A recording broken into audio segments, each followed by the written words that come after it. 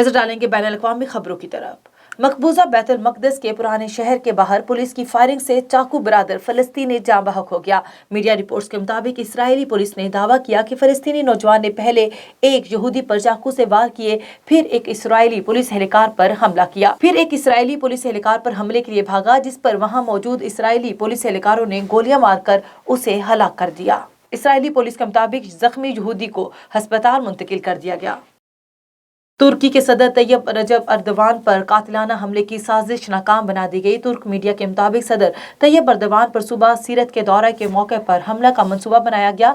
हफ्ते की शब तुर्की के शहर सिटी में होने वाली रैली पर हमले की कोशिश की गई और तैयब अर्दवान की सिक्योरिटी पर मामूर गाड़ी पर बम नस्ब किया गया था। रिपोर्ट्स के मुताबिक एक रिमोट कंट्रोल बम पुलिस वैन के साथ नस्ब किया गया। बम डिवाइस को फाल होने से पहले ही ड्यूटी पर तैनात पुलिस एहलकारों ने नाकाम बना दिया। म्यांमार में फौजी एहलकारों ने मुजाहिरीन पर गाड़ी चढ़ा दी, जिससे 5 मुजाहिरीन हलाक और कई जख्मी हो गए। गैर मुल्की खबर एजेंसी के मुताबिक जख्मियों में मुकामी सहाफ़ी भी शामिल हैं। म्यांमार की फौज ने 15 मुजाहिरीन को गिरफ्तार भी कर लिया। मुजाहिरीन के खिलाफ क्रैकडाउन में अब तक 1300 से जायद मुजाहिरीन हलाक हो चुके हैं, जबकि म्यांमार में फौजी बगावत के खिलाफ फरवरी से अवामी एहतजाज का सिलसिला जारी है।